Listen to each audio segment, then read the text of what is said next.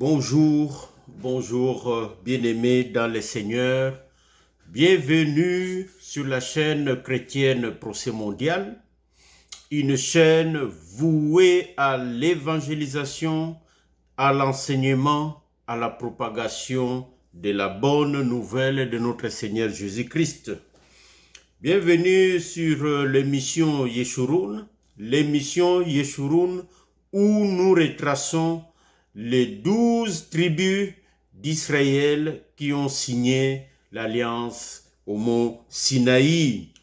En rappel, l'émission passée, nous avions regardé pour encore la deuxième fois Israël dès la sortie de l'Égypte jusqu'à la dédicace du temple construit par Salomon. Nous avions vu en particulier la guerre civile, Éphraïm contre Galaad. Allez-y, regardez et vous serez bénis, bien-aimés. Aujourd'hui, nous sommes le 2 octobre 2021. Nous poursuivons pour conclure cette section. Israël, dès la sortie d'Égypte jusqu'à la dédicace du temple construit par Salomon, nous allons regarder la monarchie.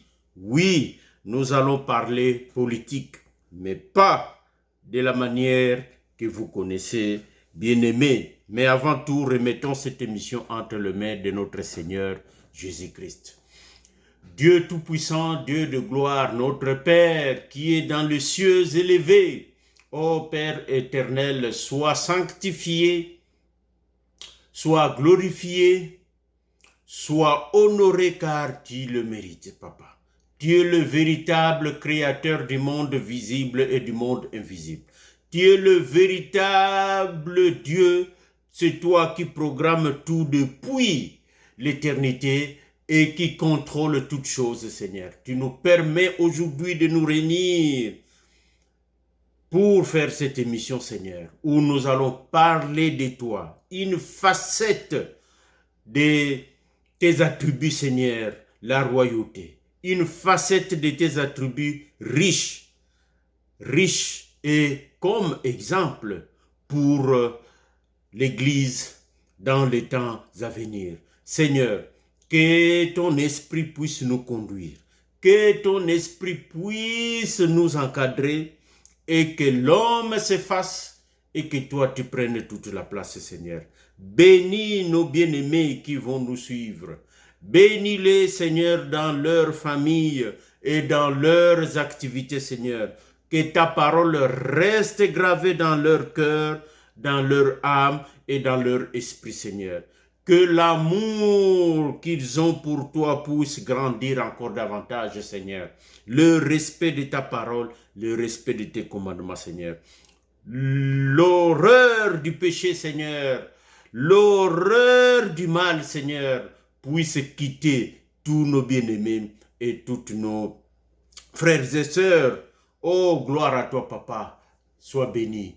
Ainsi nous te prions au nom puissant de notre Seigneur Jésus. Nous disons Amen. Bien-aimés dans le Seigneur, c'est avec joie et allégresse que nous allons parler de la politique. Oui, de la politique, mais pas de la manière dont parle le monde, bien-aimé dans le Seigneur.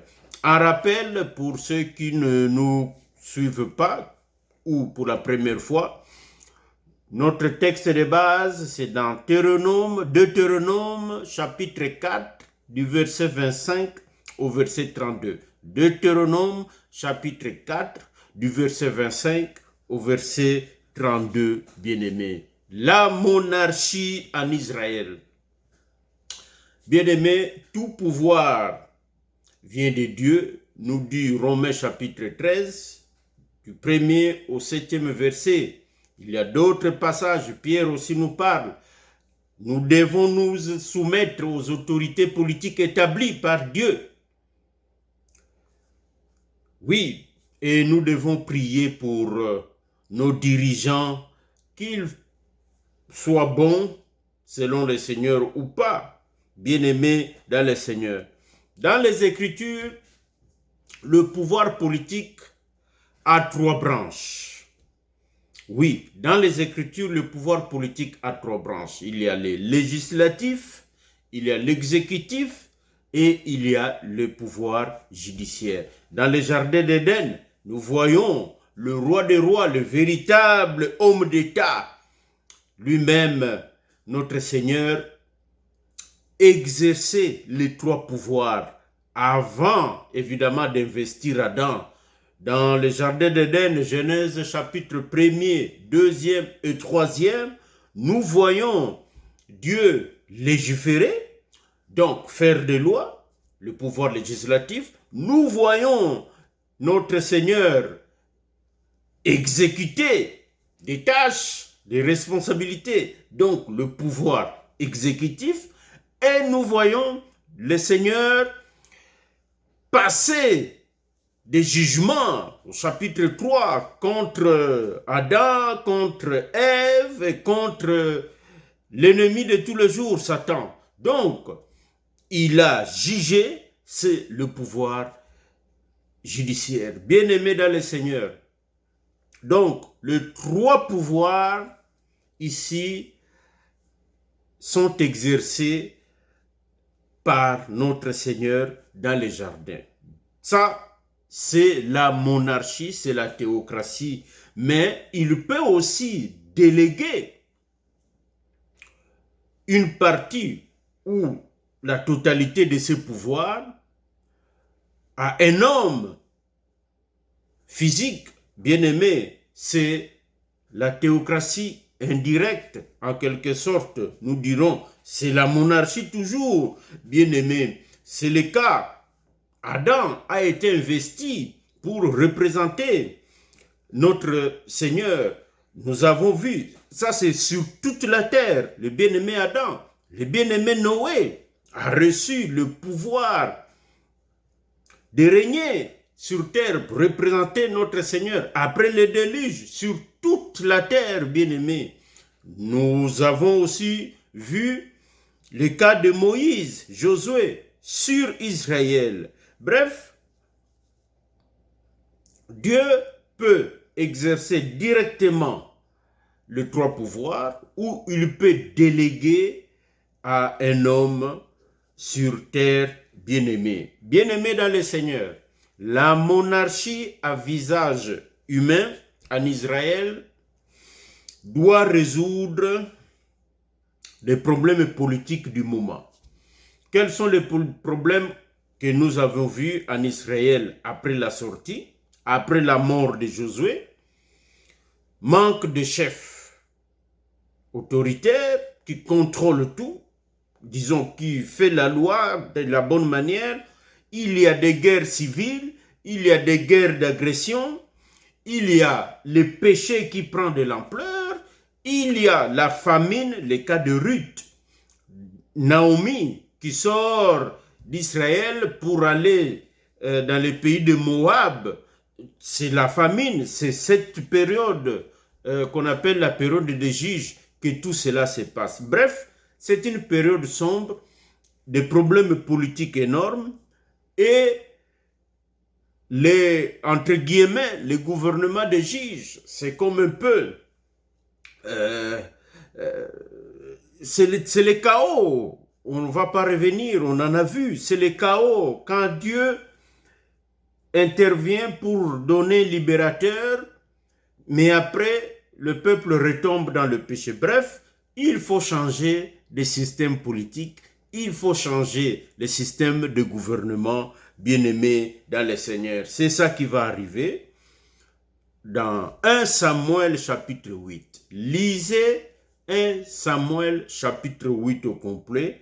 Le peuple demande un roi à Samuel le prophète. Samuel consulte Dieu et Dieu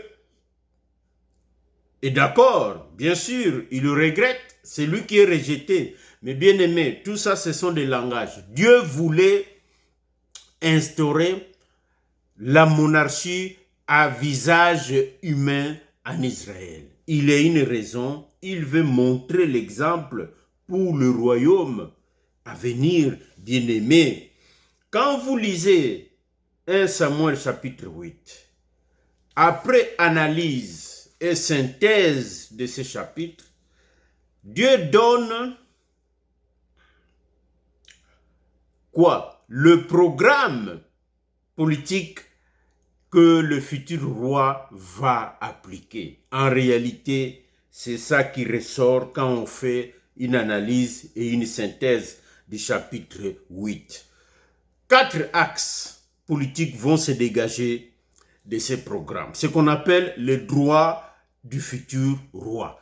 4 axes. Le premier axe, Dieu veut un pouvoir central fort.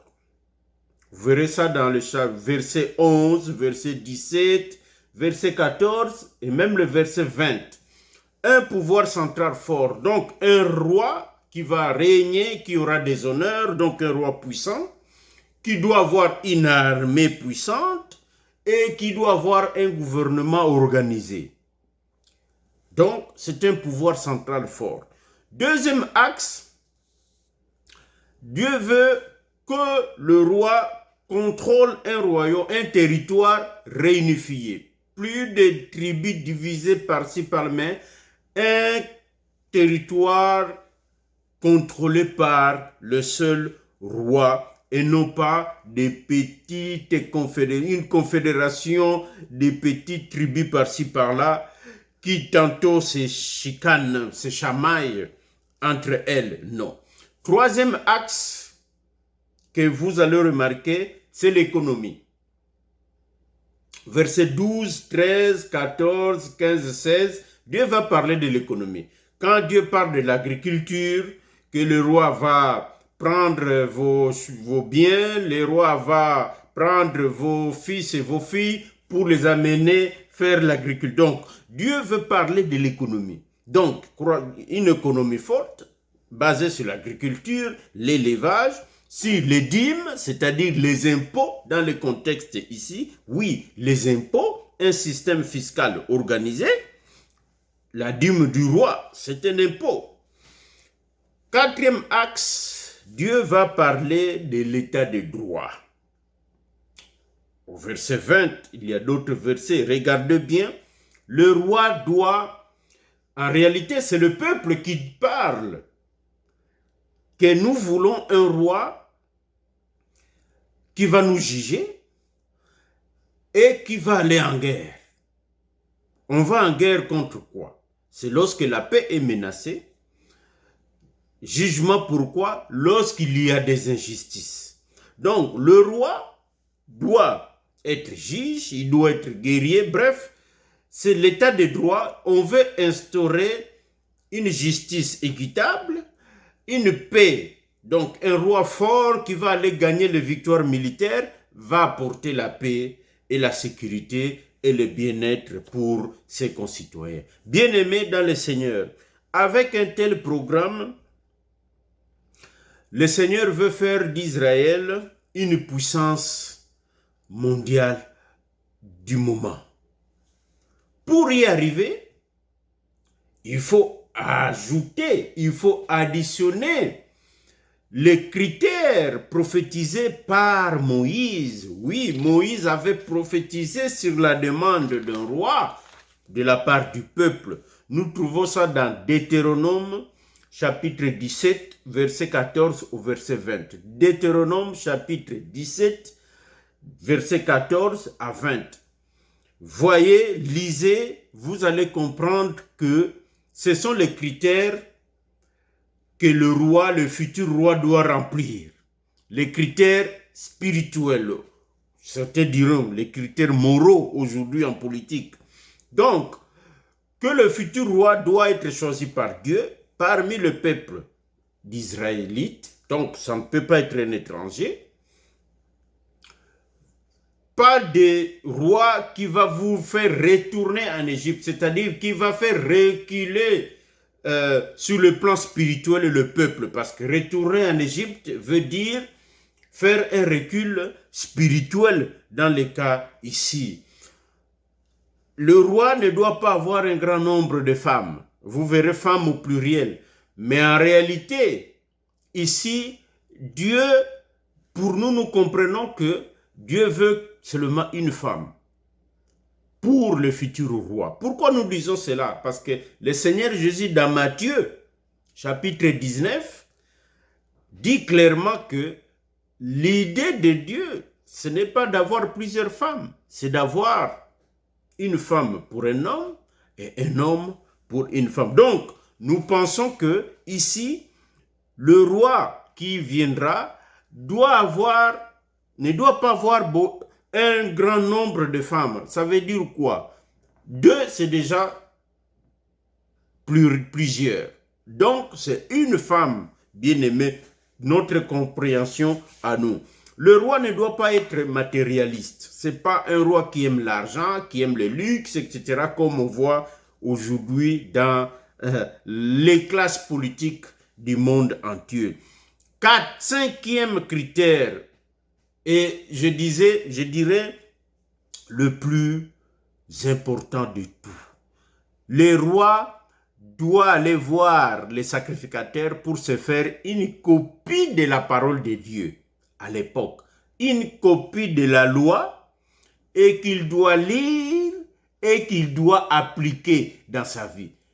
C'est la clé qui va ouvrir tout, bien-aimés dans le Seigneur. Donc, d'une part, nous avons un programme politique que Dieu donne, basé sur 4 axes, et d'autre part, nous avons synthétisé 5 critères que le futur roi doit remplir pour que le programme, le projet de faire d'Israël une puissance mondiale puisse tenir, bien-aimés. Bien-aimés dans le Seigneur, qui va remplir ces critères? Qui va répondre? Qui va correspondre au profil brossé par Dieu, bien-aimé dans le Seigneur? Il y aura au total 42 rois, plus ou moins 42 rois. Certains vont faire quelques semaines ou quelques mois, mais 42 rois au total. Quand je dis au total, royaume uni ou royaume divisé. Au total, on verra ça, les royaumes divisés.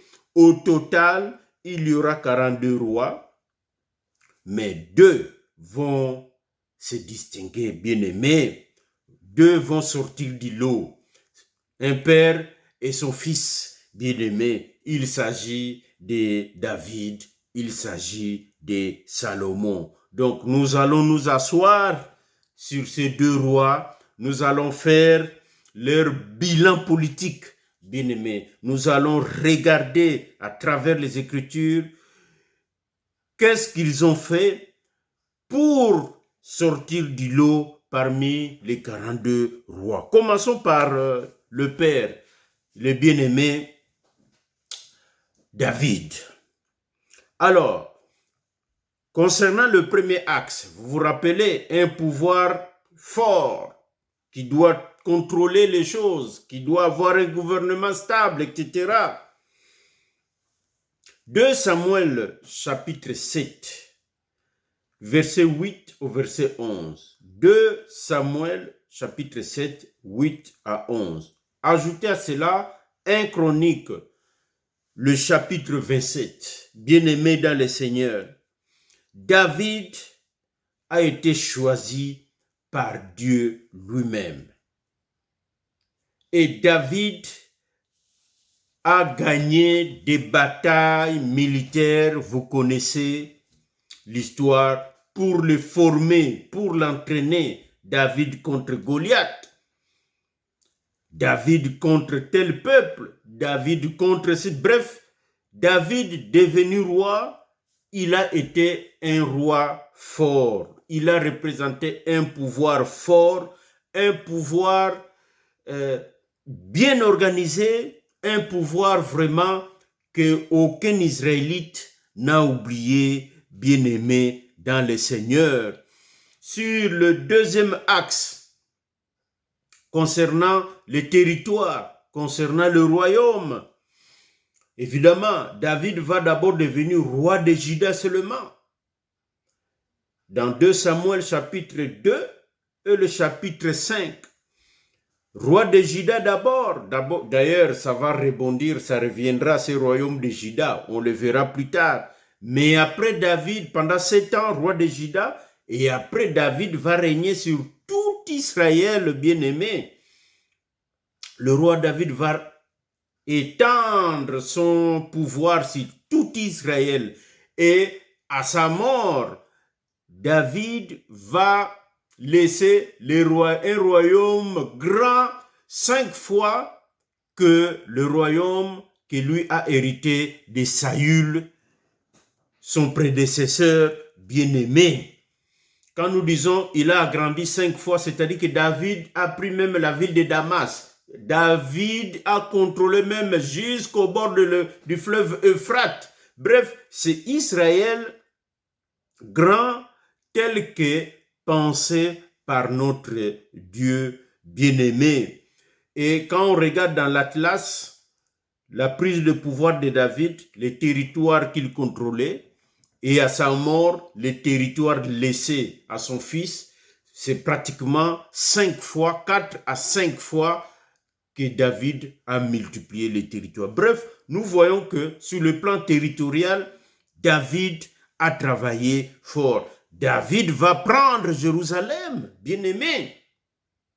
Le roi David va prendre des mains des Jébusiens la ville de Jérusalem. Bien-aimé, les Jébusiens, ce sont des Cananéens.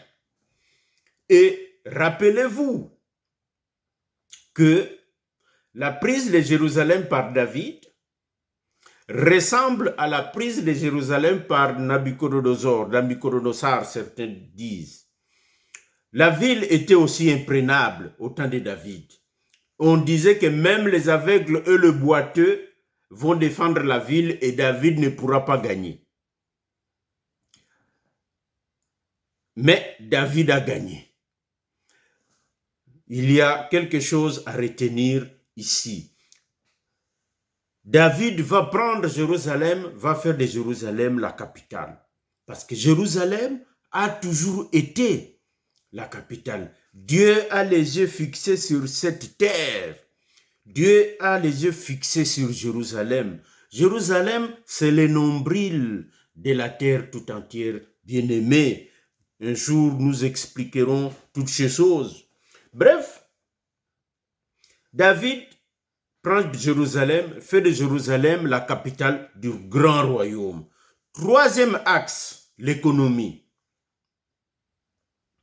David va mieux organiser le système des dîmes du roi, les dîmes des sacrificateurs, des lévites. Bref, c'est le système de taxation, le système d'impôts, si nous pouvons parler sur le plan politique.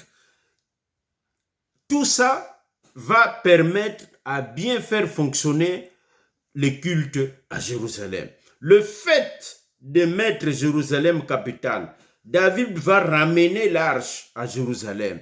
Et dans la loi de Moïse, il faut 3 fêtes qui doivent obliger les Israélites à se rendre à Jérusalem.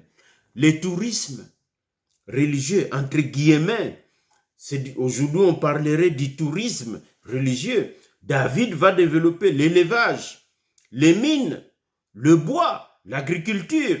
Bref, David, donc dans 1 Chronique chapitre 22 au complet, David va organiser les finances.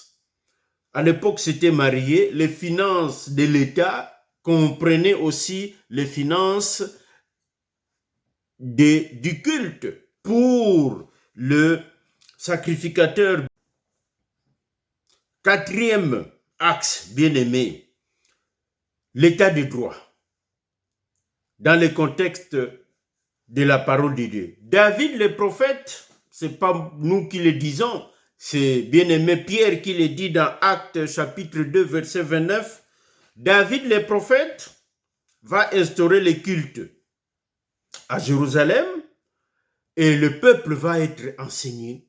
le peuple viendra se ressourcer, cela va être source de bénédiction pour toute la nation des Israélites bien-aimés dans le Seigneur. David, le meilleur musicien de Dieu, ce n'est pas nous qui le disons, c'est lui-même le Seigneur qui le dit dans Amos chapitre 6, verset 5. David va composer des cantiques, vous connaissez les psaumes. Il va organiser la classification des chants, la classification des musiciens. Il instaure, bien-aimé, et il veille à la bonne marche de la justice, bien-aimé. Lisez toujours dans 1 Chronique, oui, 1 Chronique chapitre 24, 23, 24 et 25, bien-aimé. Bref, le bilan politique du roi David il est toujours positif, bien-aimé. David est le père de l'organisation du royaume d'Israël, bien-aimé. Vous allez comprendre pourquoi à la fin. Regardons maintenant le bilan de son fils, le roi Salomon. Tout en consolidant les acquis de son père, le roi Salomon, le bien-aimé Salomon, va mettre encore l'accent sur l'économie et l'état des droits, bien-aimé. Sur le plan économique, le commerce avec le bien-aimé Salomon, ça c'est dans 1 Roi chapitre 10, pratiquement le monde entier va faire le commerce avec le royaume d'Israël. Parce que le roi veut bâtir beaucoup d'immeubles, on dirait aujourd'hui. Il veut faire des grands travaux et le commerce va de pair, l'économie va être florissante avec le roi David, le roi Salomon. Les mines, on parle de l'or, on parle de l'argent, on parle de toutes sortes de bois, des parfums, bref, l'économie va devenir florissante avec le roi Salomon. L'état des droits, le bien-aimé Salomon va renforcer l'état des droits. La construction du temple, la maison de Dieu. Enfin, Dieu a une maison. Cela va apporter des bénédictions pour tout le royaume, bien-aimé. Les progrès scientifiques et techniques, parce que nous disons que le roi Salomon était le scientifique. Il a travaillé sur la biologie, il a travaillé sur l'agronomie. Bref, le roi Salomon, la sagesse dont tout le monde entier va parler. Tout le monde va venir voir Salomon pour parler de sa sagesse, bien-aimée. La justice et l'état de droit. La justice lui tient à cœur. Rappelez-vous l'histoire de deux femmes qui se disputaient de l'enfant bien-aimé. C'est ça l'état de droit au sens politique. Bien-aimé dans le Seigneur, Salomon a fait rayonner le royaume d'Israël à travers le monde. Israël a atteint son apogée avec le roi Salomon. Le royaume d'Israël était considéré comme une puissance mondiale bien-aimée. C'est le programme que le Seigneur avait pour Israël, bien-aimé dans le Seigneur. Pour finir avec la monarchie, bien sûr, d'autres rois vont suivre la voie tracée par David et Salomon. Nous parlons, par exemple, le roi Josaphat, le roi Ézéchias, le roi Josias et d'autres aussi. On peut le qualifier de rois réformateurs, des rois qui craignaient Dieu parce que c'est la clé qui porte les bénédictions matérielles pour le royaume. C'est la crainte de Dieu qui est le commencement de la science, le commencement de la sagesse, nous dit les Écritures. D'autres rois vont être pires, vont vraiment détruire le royaume. Le roi Akab, par exemple, avec sa femme, la reine Jézabel, le roi Akab va détruire le pays. Et la reine Athalie, l'unique femme qui va régner, bien aimée, dans le royaume de Juda, vont être dans le camp des rois destructeurs, bien aimés. Pour revenir à David et Salomon, bien aimés, sont une seule et même personne dans la prophétie, bien-aimée. C'est notre Seigneur Jésus-Christ dans son règne à venir. Dieu voulait montrer, Dieu voulait donner un enseignement à nous aujourd'hui sur la monarchie en Israël. C'est l'ombre du royaume de notre Seigneur Jésus-Christ à venir. Le roi David, c'est le combattant, c'est le conquistador, c'est le roi guerrier. C'est une phase de notre Seigneur Jésus-Christ. Et le roi Salomon, c'est le roi de justice, c'est le roi de paix, c'est le roi qui règne dans la paix et la sécurité. C'est notre Seigneur Jésus-Christ, bien-aimé. Alors, pour conclure, notre clin d'œil, comme d'habitude, c'est une question.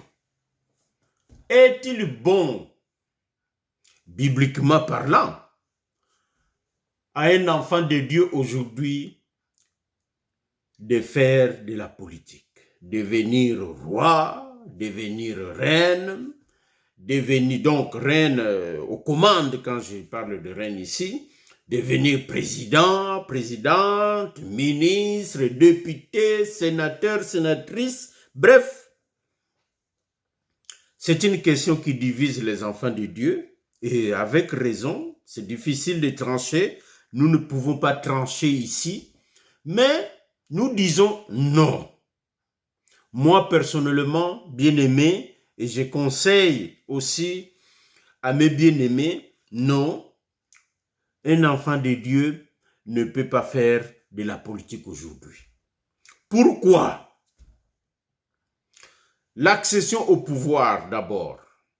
Le mode d'accession au pouvoir, que ce soit dans une dictature, que ce soit dans une démocratie, que ce soit par famille, c'est-à-dire dans une monarchie aujourd'hui, ton père est roi, donc tu dois succéder. Comment est-il devenu roi? Qui dans votre famille le premier est devenu roi? Est-ce que c'est Dieu qui l'avait installé? Et ils disent toujours que c'est Dieu qui nous a installés. Mais non. Mais ici, David a été choisi par Dieu. Et le programme politique de David, c'était la parole de Dieu. David n'avait pas de loi à faire autre que les lois de la Bible. Mais les partis politiques aujourd'hui font des lois ou, disons, le Parlement font des lois contraires à la parole de Dieu. Donc, l'accession au pouvoir, il faut avoir une machine politique, le parti politique. Nous savons qu'il y a la corruption, l'argent est le carburant de la démocratie. Il y a la corruption de mœurs dans la politique, bien aimé. Donc l'accession au pouvoir est diabolique aujourd'hui. Nous savons que la terre entière est sous la domination du diable, notre ennemi premier. Le royaume, le système politique est sous la domination du diable, bien aimé. Troisième élément biblique, nous attendons le royaume de notre Seigneur Jésus-Christ. Je viens d'en parler. Ce royaume, c'est le meilleur. Ce royaume qui n'est pas de ce monde, nous faisons partie en tant qu'enfants de Dieu de ce royaume dès le moment où nous acceptons le Seigneur Jésus-Christ. Donc, ces trois critères, ces trois éléments que vous connaissez dans les Écritures nous poussent à dire que non, un enfant de Dieu ne peut pas faire de la politique La politique telle que nous la voyons, et croyez-moi, nous y connaissons, ce n'est pas que nous ne savons pas, non, nous savons comment fonctionne le système politique international ou les systèmes politiques nationaux de chacun des pays bien-aimés. Mais alors, qui va faire les ponts? Parce que c'est la responsabilité d'un gouvernement. Qui va construire les routes? Qui va construire les maisons pour les pauvres? Qui va gérer l'économie? Bien gérer l'économie sans voler? Qui va faire tout ce qu'un gouvernement fait de la manière honnête, bien aimé? Le système de santé, ça prend des écoles pour former des médecins. Ça prend un système de santé comme au Canada où les médecins sont payés par l'État pour que les citoyens aient des soins gratuits, entre guillemets, mais nous payons les taxes, et cher d'ailleurs. Bien-aimés dans le Seigneur, qui va faire ça? C'est pour cela que nous disons que si c'est possible d'accéder au pouvoir sans être influencé ou sans participer aux œuvres sataniques qui sont dans la politique, peut-être, mais bien aimé, comment accéder au pouvoir politique aujourd'hui sans être influencé par le diable et ses ministres? Nous pensons que c'est impossible. Donc, le débat est ouvert, bien-aimés. Écrivez-nous, nos coordonnées sont là, s'affichent. Contactez-nous si vous avez des questions ou si vous avez des points de vue différents avec les Écritures, bien-aimées.